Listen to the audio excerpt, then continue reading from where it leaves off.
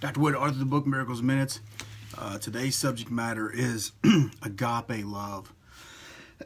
So what is agape love? It's the highest form of love there is. It's unconditional love, and it's loving someone by choice, not by any condition to be met. It's not worldly love, which is I love you if you're nice to me, then I'll be nice to you. If you're kind to me, then I'll be kind to you. Agape love would rise above and say that you're not kind to me, and I'm going to be kind to you.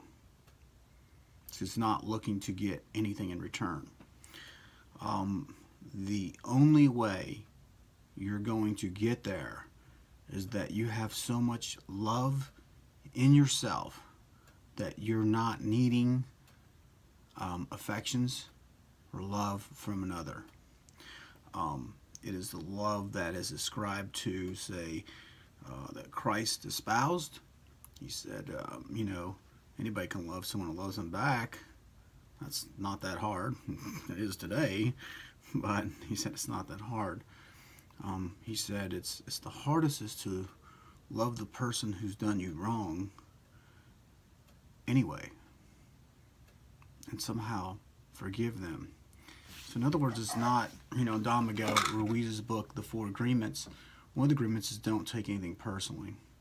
So when you take your power back to yourself and you start caring about yourself and you love yourself and you appreciate yourself and your choices that you make, even the bad ones, you accept them, and you forgive yourself, and you move past it, then as you start to move, you can start forgiving yourself. It becomes easier to forgive others. When you start to know yourself and start to look at the war that's in your own head, between your head and your heart. There's an old Cherokee proverb said there's an evil part of you that's greedy, anger, hatred, jealous, envious, slanderous, and insecure. And then there's another part of you that's loving, kind, joyous, and happy. Two wolves. And I was asked who's going to win. It said the one that you feed. So the voice of fear, and Mark Divine talks about it, the fear wolf is usually the most prominent voice in our heads that we spend the most time with, listen to, and agree with. But if you look at that voice, the voice of fear, or the voice of knowledge, as Don Miguel Ruiz calls it, is it tends to lead you down the path. Steve Jobs says, follow your heart, because it just seems to know the way. So what everybody's core need is love. Well, what kind of love? Conditional or unconditional? And the head thinks it knows. But if you've ever followed your head, the rational mind, this seems logical, this seems rational, I can see it, I can hear it, you'll see that a lot of those decisions that seem to make sense on paper did not get you to the mountaintop experience that you wanted. And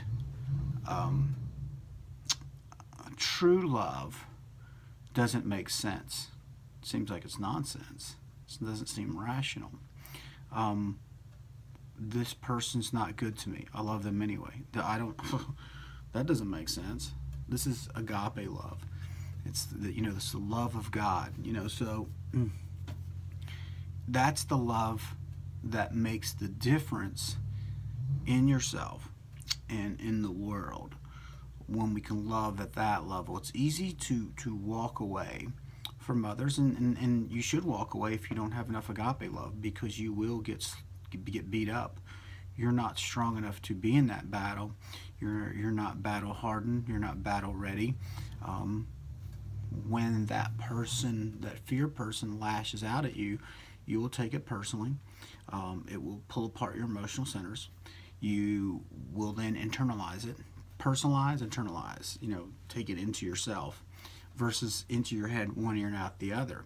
Because your heart is so big, if you have agape love, that the heart keeps what it should as in ear went out the other. They hadn't heart connected, but the heart is the greatest. It's you're following your love. You do everything in love. I love what I do. I do what I love. I am love, and I have so much love that I don't even need you to love me back. So this is the difference that that to get to that point, you have to do a lot of work on yourself, of loving yourself and appreciating yourself, even the bad parts. And what happens is you get to know yourself and love the bad parts of yourself. You can start to see into another, and you start to understand the battle that they're going through. The projection that they're putting on you, all the things they're saying against you, is not really about you. It's what they're trying to, what they're living out in their mind of thoughts. And this fear, because fear causes people to lash out or run away, and then they what they're going through they accuse you of, and because they're accusing themselves of the same thing. So what they're accusing you of is what they think. If they're saying you're a bad person, they think they're a bad person. That's what the voice in their head's telling them, like, look how many times you messed up, look at it, and they hold themselves in condemnation, condemn, to judge. And with each judgment, the judge,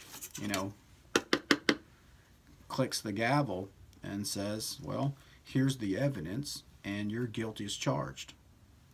Guilty. It's a emotion that then renders one to say, okay, I accept punishment. So then the person starts to punish themselves and sabotages their life. They'll sabotage their relationships. They'll sabotage their income potential.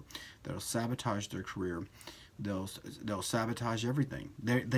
Because the judgment is, let's suppose your judgment of yourself is your own, or self-image is that you're only worth $35,000 a year.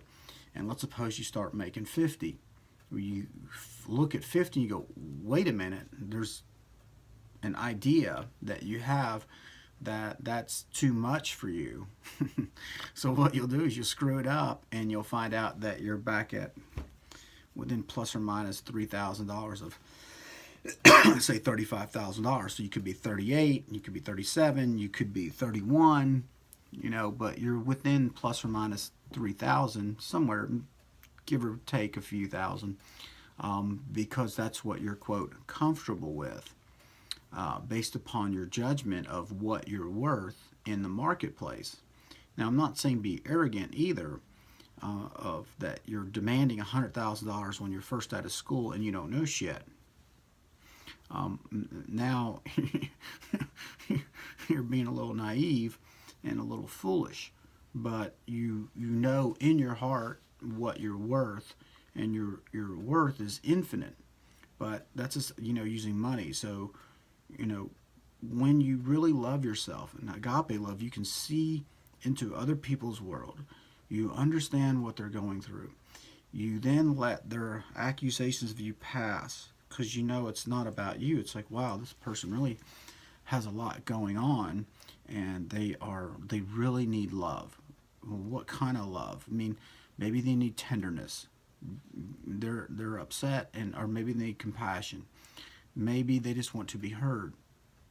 You hear them, and then you listen to them, and then you give them what they're needing. So if you're being mean to yourself, you can give them kindness.